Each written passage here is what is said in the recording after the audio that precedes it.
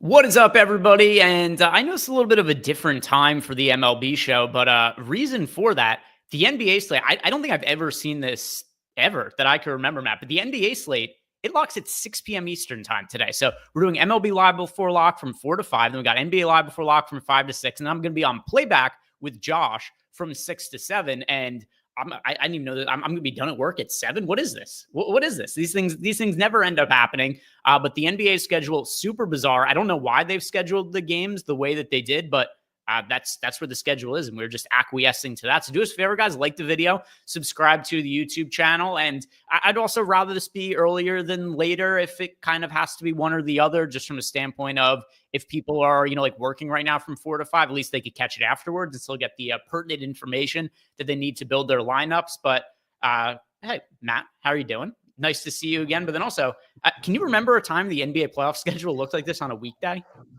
Nah, I can never remember a slate starting at 6 on a weekday, as you said. I'm also with you, though. Better earlier than later, especially for MLB, right? Like, the same stuff applies. For NBA, you're waiting on like NBA regular season. Obviously, you're waiting on news. A show at 3, might be obsolete by the time lock happens. With baseball, the only thing you're really waiting for is lineups. And generally speaking, we know most of the lineups anyways. So, yeah, happy we're on here early. We got a couple of hours ourselves. Or I got a little bit of time after this. I know you're on a playback show after, but always nice to be done with a live before lock show and still have some time before actual lock.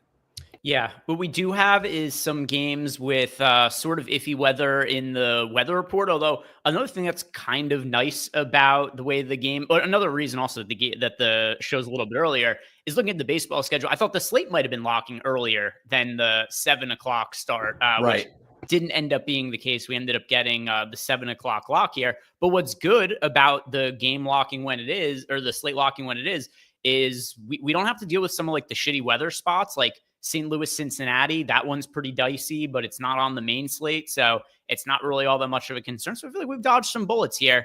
And now we could start getting into the slate here for yourself, Matt, before we really start to get into this here. Any overarching thoughts on the slate, weather concerns, anything along those lines? Actually, the opposite of weather concerns. More that weather's starting to heat up, I feel like, across the country. And there's some good hitting spots tonight. Yeah, we have some pretty high total games that we're going to be touching on when we get here. You guys could see also our projected total. Then, there's a Coors Field game. That's always going to be something that looms over the slate. But you guys could see here what we have is a projection right now for the Atlanta Braves, just by looking at the top pitchers tool, where we do have them projected for 6.9 runs against Herman Marquez, which, if memory serves correct, I think that's the highest projection we've had on any individual team for the entire season. But let's start talking about the pay-up options at pitcher. And as we do, I want to ask you, the Coors Field game, how much is that going to influence what you want to do at the high end of pitching? I'm not sure exactly my answer to that question yet, but overall, like in a general sense, I'd say that I think it is definitely likely to have a big effect if you want to play that game. I don't think that's unreasonable, but I also don't think it has to, because there's other good offensive spots. I don't think you have to play Coors here. The Brave side obviously is the side I'm talking about, but I do think that they're the obvious top stack. And if you think that they're the priority over pitching, I wouldn't fault you at all. By the way, you have been muted in playback by just the technology overlords. So just letting you know, because I saw a couple messages about that. So yeah, usually it's funny because I really try. I was cognizant of that, and I don't know how this happened. But it's not anything that you're doing. It's just like technology being weird sometimes, where a lot of times like you leave and come back. Like the old unplug and plug it back in meme, it really does work for technology like 85% of the time, a number I'm totally making up. But a lot of times it's just you just do everything all again from the start, and then it kind of fixes itself. But anyway, it should be good now. Then okay, there we go. So now it's fixed, all ready to go, and yeah, just check. So anyway, for anybody who pointed out, we do appreciate it because it's easier for if something's going wrong. Oftentimes, you guys will know about it before us. So if there's anything like that with somebody being muted, let us know. It is always helpful. But anyway, as far as the pay up options, we've got two pitchers who are over 10K on DraftKings today. Garrett Crochet, who has been lights out so far with the Boston Red Sox. He is your front runner to win the American League Cy Young. And then behind him, it is Freddie Peralta, who has pitched below expectations the last couple of years, but draws what really can't be a better matchup against the Chicago White Sox. Well, I guess it could be better if he was pitching at home, but the actual matchup itself couldn't really be better. So you got Freddie Peralta with somewhat modest ownership, 22%. You usually see pitchers more popular than that going up against Chicago. And then Crochet, only 10% owned on the road against Toronto. What do you make of the two pay-up options that we have?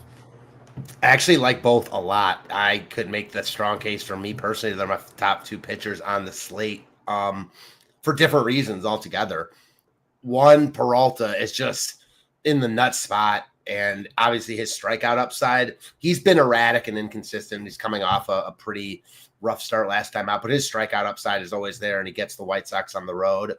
Crochet is clearly the better pitcher than Peralta. Right now he's one of the best pitchers in baseball, also coming off a rough start. Really tough matchup against the Jays here, but he's just not getting any ownership. So that is why I'm interested in Crochet. Like, he's the best pitcher on the slate. I mean, pretty clearly to me. Yeah. You just talked about he's the favorite to win the AL Cy Young. I can't, like, deGrom in his heyday, sure, but that's not where we're at with deGrom. Like, Crochet is pretty clearly the top overall pitcher on the slate, and if all the matchups were neutral, he'd be the guy getting the most love. They're not. He's also the most expensive, so he's not getting ownership, and I think in tournaments, he's really, really interesting. Hard to pay up for both of them, though. Certainly you're not stacking the Braves if you do so.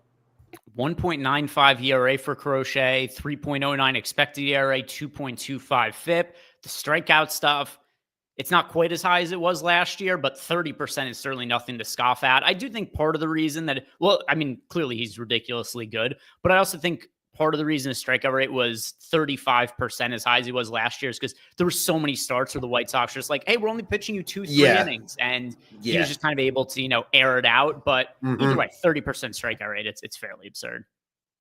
Yeah, he's a dog, man. And like I always say, and I live by this, that like pitching more times than not doesn't win GPPs. It can lose you TPPs, certainly. Crochet's the type of pitcher on any given slate that can be a real big boost in tournaments if he gives you like a vintage Crochet game. And that can happen in any matchup. Sure, his floor is lower here, but just his upside alone at this ownership has me really intrigued.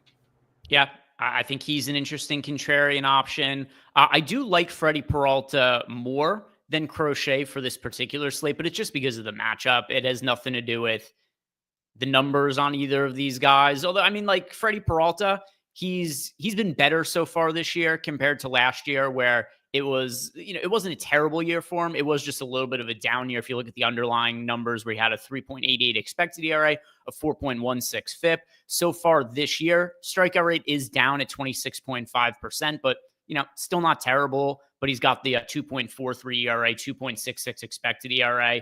But the real reason for me to be liking him over Garrett Crochet is Crochet's pitching against the Blue Jays. Freddie Peralta's pitching against the White Sox. So for me, Freddie Peralta, we'll see what the ownership looks like later, but I'm kind of surprised he isn't more popular than 22%, Matt. I honestly just think it's a price tag thing. Like, people want to pay for the Braves. Even though we have the Braves with a lot of leverage in the top stack tool, they're still by far the highest owned, and people are going to want to get there. So I think it's just a price tag thing with Miller and deGrom so much cheaper, looking very similar, even in our tools, to Peralta. So I'm not that surprised at Peralta's ownership just because we have Miller and deGrom, to be quite honest. Yeah, so let's talk about some of the pitchers in the next price range, which is going to include Miller and deGrom, and we'll add Logan Webb and Nick Pivetta to the mix as well. Not crazy popular, but pulling some ownership, 15% to Logan Webb. We've got 11% ownership going to Nick Pivetta. And then the two chalk pitchers, they're in the 8K range today. It is not our standard, the most expensive pitchers on the slate or the most popular. These aren't exactly cheap pitchers either, but they are a little bit underpriced here. And maybe there's something to be said for these guys should just be quite a bit more expensive, and just them being mispriced is what's driving all the ownership, including that we've got the Coors Field game. But Bryce Miller, great matchup for him going up against the Angels at home. He's 40% owned. Jacob deGrom, 36% owned at home against the Athletics. The two popular pitchers on the slate between Bryce Miller and deGrom, do you have a preference between the two? Yeah, I think I like Bryce Miller a little bit more. Feels weird to say. I know the ownership is higher, but not enough for me to sway me here.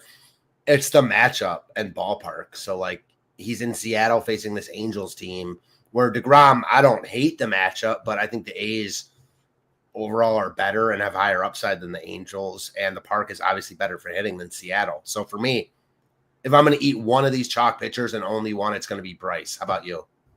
Bryce Miller for me as well. And these are the pitchers I get the two most exposures to in the sim. So these are the pitchers that the data is liking the most. But with that said, deGrom, it's kind of like in line with the field, whereas Bryce Miller, I get to in over half my lineups. It helps that he's $600 less expensive if you look at some of our simulation data as well. Bryce Miller, 21.4% chance to be a top two scoring pitcher on the slate compared to 20.3 for deGrom. So it's like across the board, everything looks a little bit better than Bryce Miller, plus the cheaper price tag. And then while he is a little bit more popular, it's 40% compared to 36%. That to me is a really negligible difference. In single entry, I think both these guys are going to be crazy popular, and that's where the field is going to gravitate towards.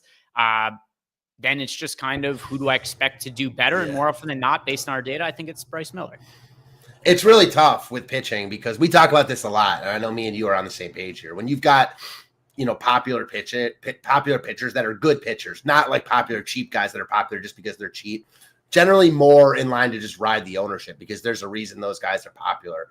And these guys are like right on the line for me tonight. I think on Sunday we had that slate with Scooble and Joe Ryan.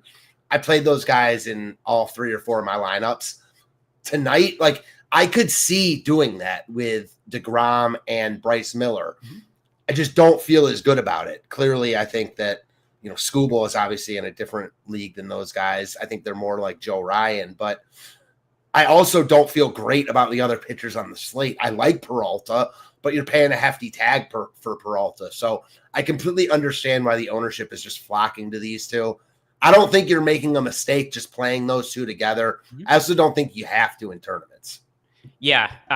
The one thing I would say is that if you are going to play Bryce Miller and Jacob deGrom together, you probably want to be a little bit different at your offense in some kind of way, or else you're just running out a lineup that is going to be really hard to be different from the field with. If you're just like, I'm going to fit the Braves in with Miller and deGrom, right? It's like, all right, that's probably what, I don't know. Let's see. What's the current ownership on the Braves as a stack right now? It is currently sitting at 14.4%. And a lot of those lineups are going to be Miller deGrom with people just playing like what is projecting the best. So, if you go Miller deGrom with a Brave stack, you could realistically have Miller deGrom as the top two scoring pitchers on the slate. The Braves go out and score 20 runs, and you're competing with 12% of the field for the top spots. It's just going to be really, really difficult to have a unique lineup in that kind of situation. So if you like the Braves, which our data really does, I think you want to be playing at least one somewhat contrarian pitcher. And if you're playing both of the really chalk pitchers, I think you want to get a little bit different at offense. And we'll walk through ways to go about doing that. But in the 8K range, Matt, are there any pitchers that you like outside of deGrom and Miller that you think make for good pivots? And once again, you could include Pivetta and deGrom in here if you Pivetta and Logan Webb in this as well. I like Pivetta and Webb as pitchers in general. Tonight, I think it's hard to spend more for them than Bryce Miller and deGrom, but I think those guys are realistic pivots because they're good pitchers. After that, like I think Taj Bradley and Erod are like tournament pivots, but nothing about them in particular or their matchups has me like, oh, I need to roster them. I just think that sure, they will outscore deGrom and Miller probably more often than the ownership is implying. Just not going to be with my money. I'm not going to pay to see it. I'd rather just, play Miller or deGrom or, play Peralta. We'll get to a cheaper guy like Crochet's there. So I'm not on Bradley or Erod, but I understand why, if someone was playing 150, they'd mix them in. I wish Logan Webb was pitching at home, which I mean, whatever. He's not. So like, what does this hypothetical matter? But he's been really damn good this year. His swinging strike rate has gone up, so he's actually generating more strikeouts this year. He's always been a really good real life pitcher, and then still a good pitcher for DFS, but not quite in line with his real life outcomes just because of the swinging strike rate, the strikeout stuff hasn't been high enough for him in the past to have the same ceiling as other aces. He's actually generating more swing and misses and strikeouts this year. So 31% strikeout rate for Logan Webmat. That goes along with a 1.98 ERA, a 2.94 expected ERA, a 1.83 FIP. I think he's a really stealth Cy Young candidate that people aren't really realizing how good he's been this year. You just look at the numbers, and then also like, the strikeout rate this year, that's been an increase, but everything else, like he's been an elite starting pitcher for a while now. And if he's going to get these swing and misses now at a little bit higher of a clip, I think he's as live as anybody to win the Cy Young. So that's like a little bit of a betting angle there. I actually want to look to see what his current odds are because I've been thinking about it. And I might just pull the trigger right now. That's come down a little bit. He's plus 950. But either way, Logan Webb's been really good this year. I just don't love the matchup, and then he's pitching on the road. But I'm going to be rostering him more this year than I have in the past. Yeah, I was kind of on that in spring training. All his stuff was up. His swinging strike percentage was way up, and he's carried that over. I'm with you, though. I wish this were at home. And also, Arias coming back for San Diego is no bueno for those strikeouts. So I just think he's a little too expensive. Yeah, that's where I'm at as well. And also, he's pulling a little bit of ownership. If I'm going to be spending up, I'd rather just pay the $500 extra for Freddie Peralta. Get to the 10-3 as opposed to the 9-8, a little bit more owned. But because of the matchup, that's the direction that I'm looking to go to. Anything else you want to add about the 8K range pitchers?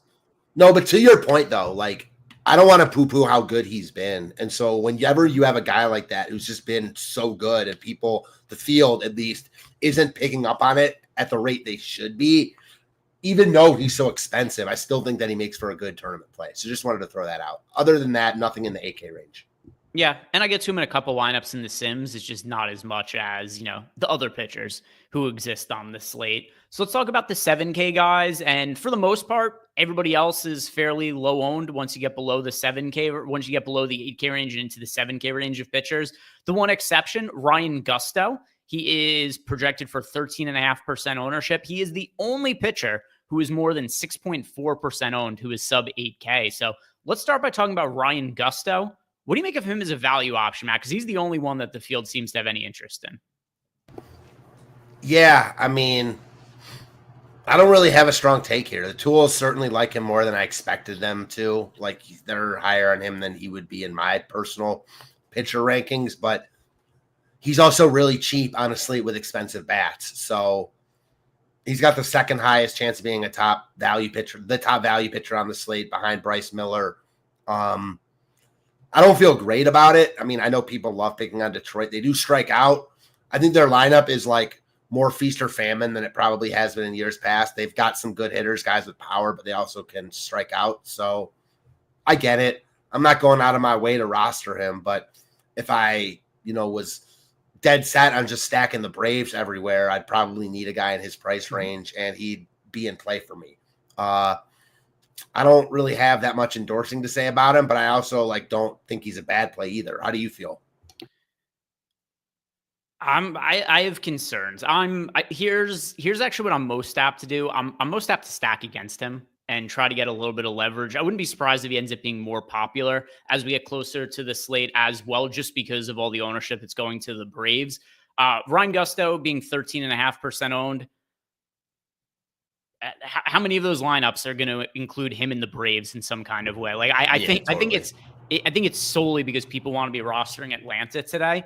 Yeah. Ryan Gusto's numbers, they look pretty solid this year. He's also only made 3 starts, though. He's primarily pitched out of the bullpen. He also hasn't thrown more than 80 pitches yet. So that's a concern. What happens if he walks a couple of guys and he has to work early? Because he hasn't walked more than one guy in a single start so far this year. I just think there's ways this could go wayward where it only pitches 3 innings or something like that. And then on top of it, too, I don't have a lot of reason to think he's going to be great this year. Like we said, he's only made 3 starts this year. Last year in AAA, he had a 3.7 ERA and a 4.37 FIP. The year before in minor league ball, he had a 4.5 ERA, a 4.52 FIP. So he's pitching well so far this season, but he's got limited experience as a starter, and I'm just more inclined to think he's going to be bad going forward than good.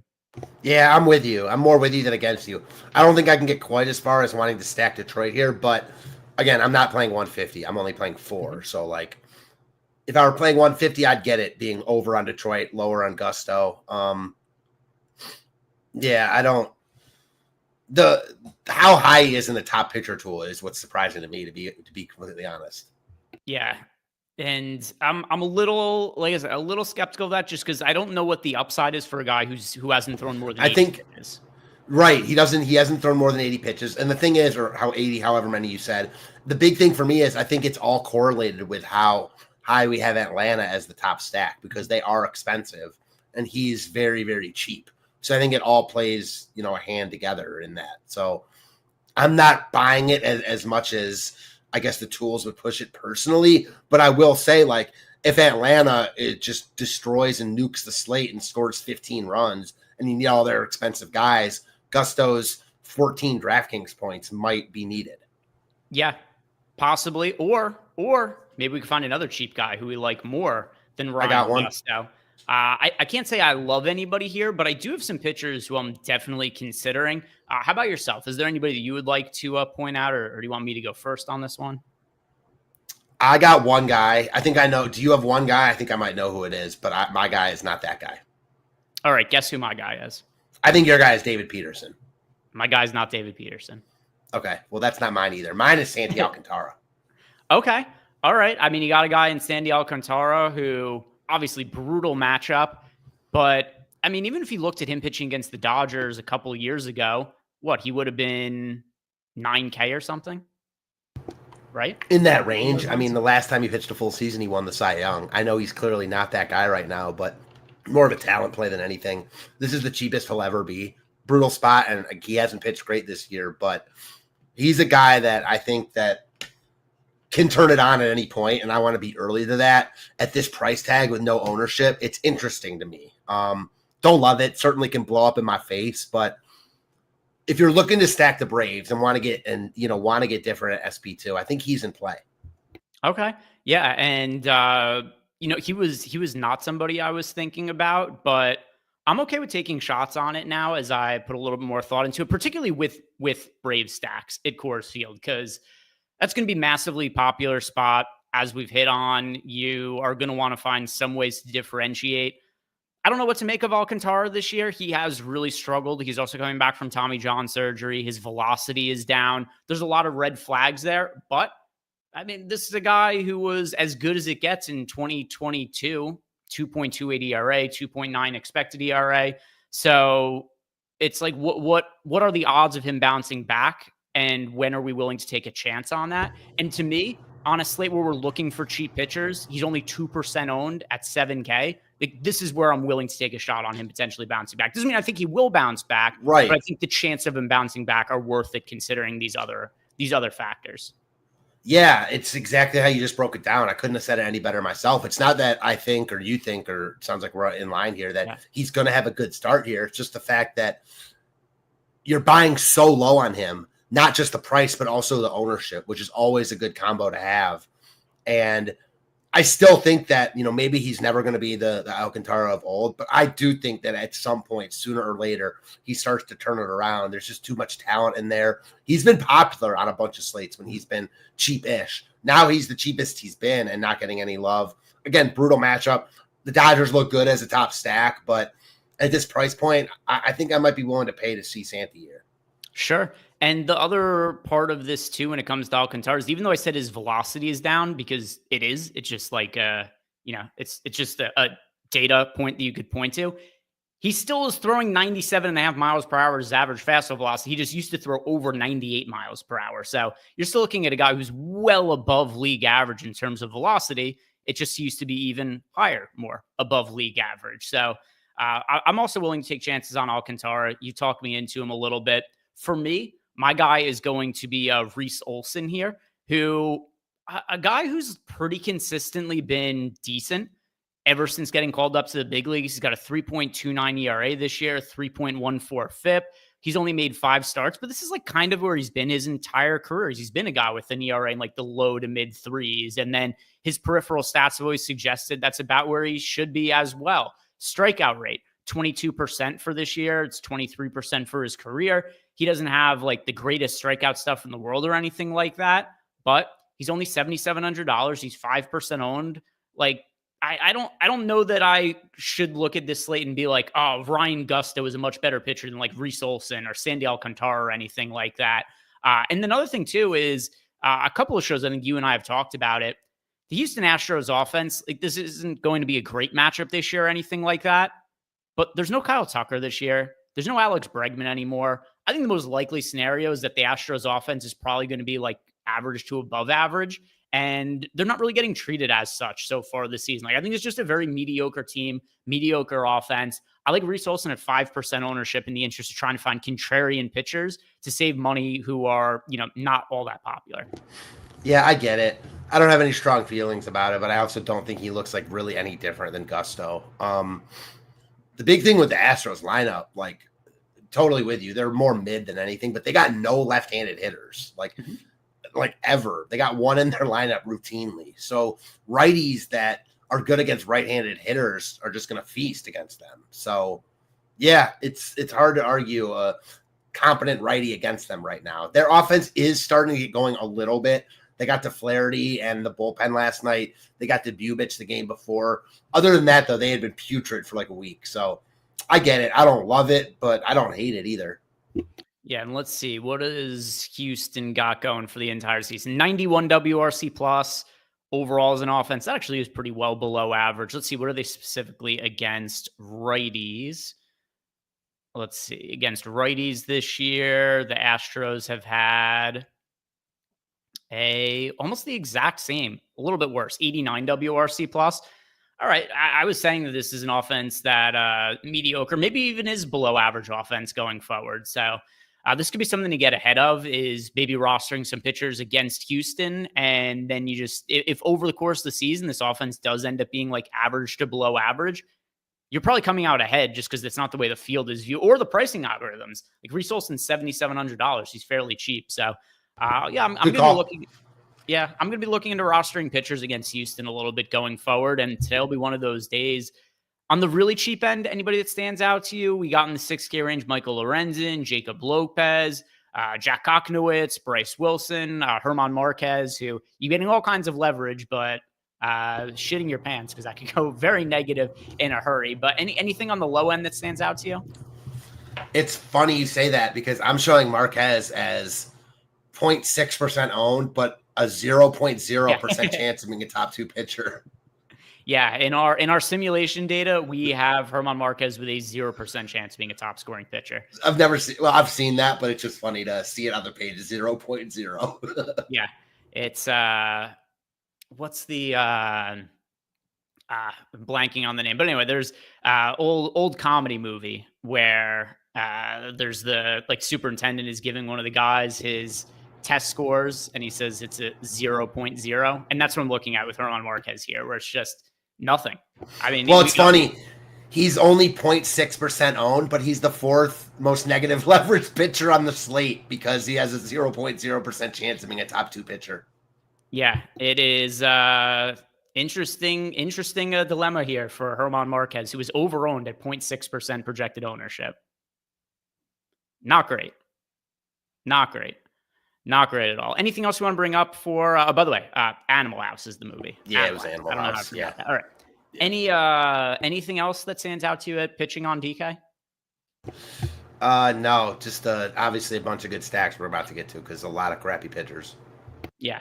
Emac's got us here. I know Emac would be good for the old movie. This is also where Eric throws out movie references. I maybe know 1 out of 30 of them. He for sure would have known the Animal House one. But anyway, yeah, Emac. Your grade point is 0.0, and then other student whispers. Is that even possible? That's the Herman Marquez situation today. Yeah. We are going to find out that it would be hilarious if after our data is 0.0% chance if he actually goes out and pitches a good game. But that is going to be a no for me. I was also looking earlier at some of the pitching props. What would you guess his strikeout prop is today if you haven't looked at it? I haven't. 2.5. 2.5 juiced heavily towards the under. Okay, that's sad. So not great stuff there for Herman Marquez. On the FanDuel side of things, here's what we got in terms of pitcher ownership. Bryce Miller is 25% owned. Jacob deGrom, 16.6% owned. Then you got Freddie Peralta, 12% owned. Ryan Gusto still pulling some ownership over on FanDuel, though it's 7%. That's a really tough button for me to click, especially when you consider that the idea that he's going to get a quality start, very unlikely to me when he hasn't ever topped 80 pitches. But if you're rostering one guy on the FanDuel side of things, who's the guy you're most inclined to roster when considering some of the ownership? It's still going to be Bryce Miller. He's the cheapest of the top guys. I like the spot, the ballpark, most ownership, but I just think he looks the best. I'm going to go a little bit different here on the FanDuel side of things and look at Taj Bradley at home against the Kansas City Royals. I definitely have concerns about that home ballpark that Toronto plays in because I think it's going to be just crazy for offense this entire season. If you look at Taj Bradley, he has the 5.08 ERA this year. Part of this certainly due to the ballpark, but he has suffered from a good amount of bad luck.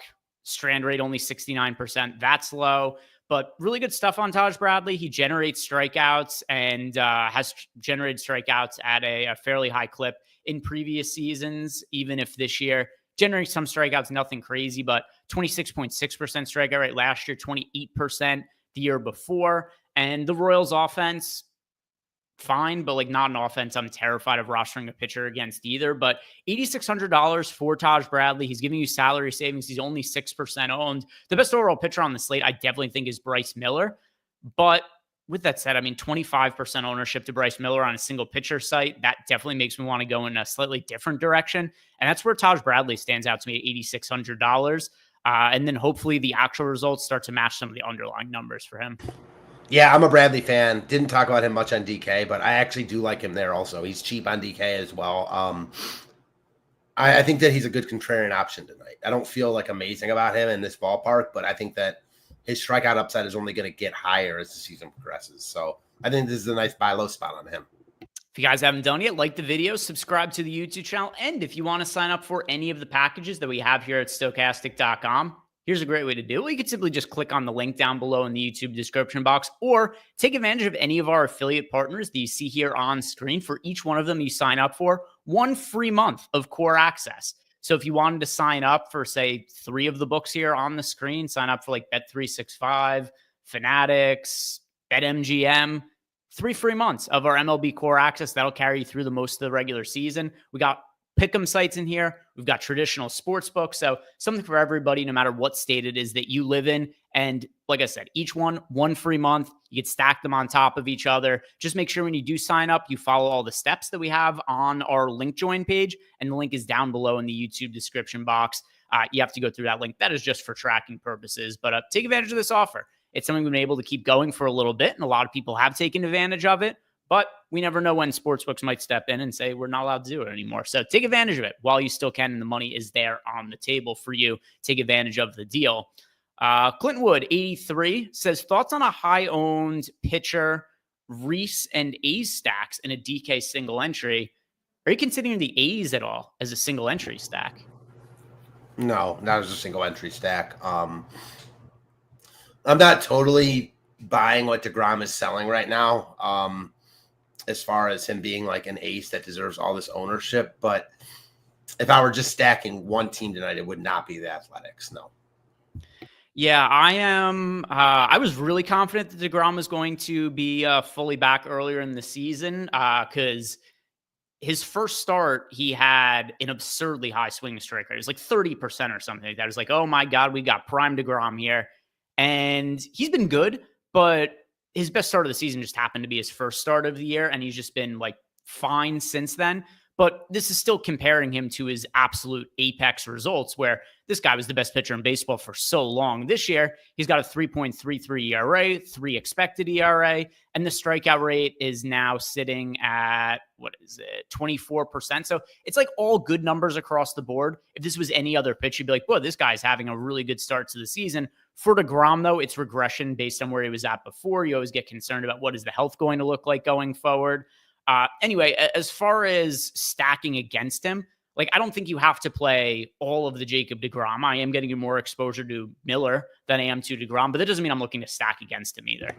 So Yeah, I'm with you. The only thing I'll say is like I don't even mind stacking the A's in like multi-lineup type settings, but in single entry is where I don't think I would get there personally. So that's just, you know, I'm with you. I don't think you have to stack the Athletics on this slate. I mean, there's a ton of other teams in actual good spots. DeGrom is getting enough ownership, and I do question his current abilities enough right now where I don't think the A's are completely out of play. I'll put it like that. Yeah, I mean, for me, when it comes to single entry, it would for sure be a no. Even for large field GPPs, it's probably a no for Right. me. So, like, I understand the angle here where it's if you do get a situation where DeGrom gets hit, well, now you've got, like massive leverage on the field. And there are ways that, I mean, it doesn't even matter what else you have in the lineup. If you're stacking against DeGrom, it's contrarian by default. But that's not the direction I'll go. Also, as far as Reese Olson, who I do like as a contrarian pitcher, if I was stacking against DeGrom, I would just go Peralta and Miller as the two pitchers if that is the direction I was going to build that lineup. Yeah, so mostly with you here. A lot of times when we get this question also, my general inclination is to say, like, I think you're just better off not playing DeGrom here or not playing whatever popular pitcher than stacking whatever crappy offense that is. And while I feel similar here, I think if you're better off just not playing DeGrom than stacking the Athletics in single entry. I do think when the A's get to DeGrom here, they have enough upside to win the slate. So that's the only difference I'll say. Their lineup has enough power and speed where they can win any slate. It's not likely tonight, but they're a team I don't mind stacking against really popular pitching because they can win slates, unlike teams like the White Sox and Rockies. So before we start talking about the Braves, well, who knows, maybe the Braves could be the answer here. But Capanicella asked us in Discord. He said, who's a single entry stack from both of us? He says he has one in mind and he hopes that we are in line with him. Is it the super popular Braves who, I mean, we've got as the most under-owned team on the slate by a lot. We got them 16% owned, but still a 23.5% chance to be the top scoring team. For single entry, just the way that these situations kind of generally work in the past, we're going to see the team probably 25 to 30% owned in single entry, especially in some of the higher stakes stuff. But Matt, one lineup for single entry. Is it the Braves for you or a different direction? It's a different direction for me. I mean, certainly if you're just telling me who's going to be the most raw scoring, highest scoring stack on the slate, it's the Braves, but ownership, all that included. For me, I've been picking against this guy a lot, and usually it doesn't work out, but his underlying numbers are just never as good as his actual numbers. Huge wins blowing out. I love this lineup against left-handed pitching, albeit I wish their best hitter was back. He's not. Give me the Diamondbacks here against David Peterson, coming in with nice leverage. Again, really, really nice hitting conditions at Citi Field tonight.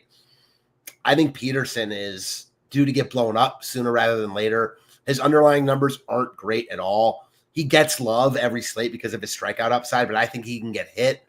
I like the Diamondbacks a lot here. So for me, it is also not going to be the Braves. And also, if anybody plays the Braves, like, he can't fault them at all. Like, our data indicates is by far the best team on the slate. I just think for single entry fields, I think they're going to be crazy, crazy popular. And you're going to be in a situation where if the Braves are the highest scoring team on the slate, like, yeah, you're going to need them. But maybe half the people that stack the Braves were even min cashing just because of how many of the field is going to be playing them in my best guess for single entry. So the Braves, it's just too much ownership for me. And then by default, that makes every other team relatively contrarian, at least for single entry fields as a 5-man stack. So I do think there's a case to be made for the Brewers, who have projected fairly well. But for me, I'm going to look at the Tampa Bay Rays, Matt. I talked before about how I do feel pretty strongly that this Tampa Bay ballpark is going to play extremely hitter-friendly this season. And they're going up against a pitcher in Lorenzen, who has historically been a guy with an above-average home run to fly ball rate, doesn't generate a ton of ground balls, does like a decent amount, but not like anything crazy. But most importantly, doesn't get swing and misses or strikeouts. He has a 19.7% strikeout rate this year, for his career 19.4%. And he's been in the big leagues for forever now. He's also been a non-pitcher. He's played outfield at times as well, Michael Lorenzen. So you got a guy here who, he's not terrible, but I think he's got a really, really bad makeup for a guy who is pitching in what could be one of the more hitter-friendly ballparks in the league this year, and especially that lack of swing and misses. I think there's really big upside in the Tampa Bay Rays against Lorenzen. Yeah, they're definitely on my short list. They're a team I was considering here. I'm playing 4 lineups tonight, so likely I get to some Tampa. I was going to say very likely. I'm not sure yet, but yeah, I'll say very likely I get to some Tampa here. I like the spot. Yeah, it's the team that I have the most exposure to coming out of the Sims right now as a 5-man stack. It's the Tampa Bay Rays. It's not the team I have the overall most exposure to. That actually is still Atlanta for large field stuff. A lot of that, though, is because of Atlanta one-offs or secondary stacks. But just as a 5-man stack, I've got more of Tampa Bay than any other team on the slate. So now let's talk about the Atlanta Braves and how we want to handle them, because I do think this is a pretty different team for small field and single entry compared to large field stuff. But what do you make of the Braves as a large field GPP stack when their top stack odds are the highest we've seen of any team for main slate this season? Yeah, so I do think that they're a better stack in large field stuff where you can get overweight on them and just mix around the pitching options. In single entry stuff, I think they're going to be really highly owned. Even if that number is still coming in with leverage, so I can't fault anyone for playing them. You're still sacrificing a pitcher to get there. They're going to be popular. Like, they could obviously nuke this slate. It's the Braves and Coors. Marquez stinks now. I still have enough hope in Marquez that, like, on a start-to-start basis, he can show glimpses of the Marquez of old, even if he doesn't always do that. His underlying numbers aren't good, but they're a hell of a lot better than his actual numbers. Like, they're just really highly owned on an MLB slate with a ton of good options. I mean, that's all it is. Like, they're the best stack by far. They're the most likely to go off, but I'll take the field over them. And it's more to your point that basically anyone else you stack is going to be contrarian. Everyone else aside from maybe Milwaukee. Yeah, and even Milwaukee, at least for small field single entry stuff, if we're going to assume Agreed. Yeah, like if the Braves are going to be 25 to 30% owned as a stack in single entry, then that means that every other team is going to have slightly less ownership. And yeah, like the Brewers are going to be the second most popular team. I feel pretty good about that based on our current data, but that's still probably going to be like a third of what the Braves ownership is. Yeah, I'm more with you there that it's almost negligible, Milwaukee's ownership. Like, yeah, they might end up being and probably will end up being the second highest owned team, but the difference between them and the Braves is going to be a lot bigger than the difference between them and the third highest owned team. Yeah, so large field tournaments, Braves look pretty good. The Brewers, they're also a team that looks pretty good to save some salary with. They're going to be the second most popular team on the slate. Looks more or less warranted. I liked the Rays as a contrarian stack. You like the Diamondbacks as a little bit of a lesser owned stack. David Peterson is somebody who I picked on David Peterson a lot towards the tail end of last year. It eventually ended up working out, but for a long time, it just didn't. He had one of the luckiest seasons you'll ever see from a pitcher last year. He had just absurd numbers, 2.9 ERA, but a 4.59 expected ERA. So it was a massive differential. This was a guy who didn't generate swing and misses last year, walked guys, but just everybody would be left on base at the end of the inning. So like this was, I don't know that I've ever seen a pitcher with better results who was just not good before, like David Peterson last year. The funny thing is this year, he actually is pitching a little bit better. He's getting more swing and misses, but I still don't buy into him being a good pitcher at all. Like I definitely think there's regression coming. So I agree with you there. Anything else that stands out to you from a stacking standpoint? I don't think anything else that stands out. Like, I will say, I talked about Sandy Alcantara, but it's still the Dodgers against the pitcher who's been pretty crappy this year. So I do think that, like, they're really expensive, and they're going to be a team. Like, the Braves are going to get ownership one way or another. The Dodgers are going to be pretty low owned, all things considered, because of their price tags. Yeah, there aren't that many teams that I have more than like 3% exposure to, and we've hit on all of them at this point. So for me, the teams that I get any kind of meaningful exposure to, Tampa Bay, Milwaukee, Atlanta, also Arizona for me. The one other team, though, that I'm getting to a little bit is the Texas Rangers going up against Jacob Lopez. This is mostly due to a price point thing where we do have the Rangers with the second highest odds of being the top value stack on the entire slate. So they are going to afford you some salary relief here. And with a pitcher like Jacob Lopez, here's some of the numbers on him for the season so far. I think this is going to be, I assume this is going to be a bullpen game, but even last year, he struggled pitching out of the bullpen, 5.23 ERA, 6.75 FIP. So this is going to be a bullpen game for the Athletics. I don't think they're going to have the back end of their bullpen should be fine this year. The middle portion of the bullpen, probably less good. But I do think the Texas, just because of their price points, is kind of an interesting team, particularly for secondary stacks. Yeah, I get that too. I just wanted to real quick rewind back to when we got that question about the Athletics also. And I guess the tools back up my stance here. Like, they're not a team I'm looking at for single entry type stuff, but they're higher in the top stack tool than the Angels against Bryce Miller, the Jays against Crochet, the Padres against Logan Webb, and the White Sox against Freddie Peralta. So if there was a team I was looking to stack against one of the popular pitchers, I think it actually would be the Athletics. Yeah, that's not a crazy take when you consider just how popular deGrom is. Not a direction that I'm getting to, but like I understand from a leverage standpoint, if I'm going to be rostering a really low-owned team, I'm on the same page as you with it being where the Diamondbacks, 3.5% owned as a team. So if I'm going sub 5% owned, Arizona, the one that stands out the most to me. Let's see what's looking good on the FanDuel side of things. Ryan Rennebaum left a super chat, but there is no question attached to it. So if you did want to ask a question, Ryan, let us know. If you just wanted to leave us some a single there for us to dance a little bit, that's cool with us as well. But if you had a question, Ryan, just throw it into the YouTube chat, and I will certainly see it. On the FanDuel side of things, Matt, we've got even more ownership going to Atlanta. Atlanta's projected for 23.3% ownership on FanDuel. Crazy number for a slate of this size. Once again, the top stack odds indicate that the ownership isn't totally insane. But for anything like small field tournament, or if you're going to be rostering Bryce Miller, like Bryce Miller or Jacob deGrom in Atlanta stack is absurdly popular on FanDuel. It's just so easy to get to. So the one nice thing is, like, you can only roster 4 players, so there's more spots to get different with. But I mean, yeah, they're so popular. It makes sense. They're so cheap on FanDuel. I mean, they've got by far the highest chance of being the top value stack. So hard to get away from them here. But in tournaments, I'm more inclined to than not, although it is a lot harder to get away from them because of their price tags.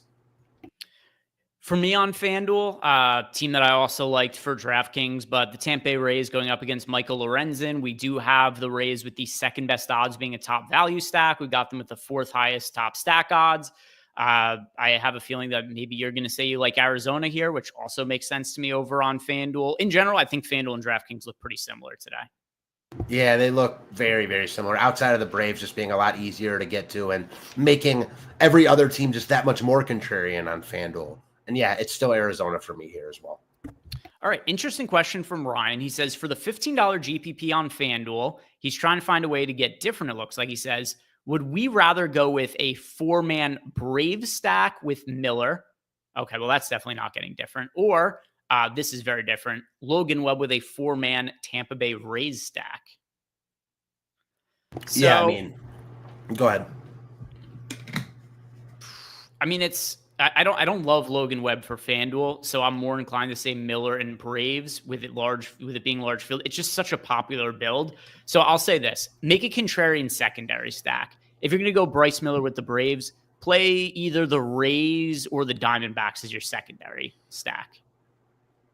Yeah, I mean, I think that if the motive is to get different, then it's the Rays and Webb. If the motive is to have a better projected lineup, it's certainly the Braves and Miller. Yeah. So it's a lot of ownership, but data kind of indicates that it is warranted a little bit. Just find a way to get different, and that's where I think, especially here's what I'm going to say. I prefer the Diamondbacks as a secondary stack in that lineup as opposed to the Rays. Even though the Rays aren't all that popular, 6% owned, you're getting a really low ownership on Arizona on FanDuel at 2.7%. So that's where I think that as long as you have the Diamondback stack, you can have somewhat of a different looking lineup that could differentiate it a little bit. And then Ryan says in there that he has a Lindor right now as a one-off. So he's getting some exposure to some of the favorable hitting conditions there at Citi Field. Anything else do you want to add as far as stacks go? No. Ownership's pretty flat outside of the. I mean, even with the Braves, ownership's like flat all over. So outside of the Braves, no ownership concerns anywhere. All right.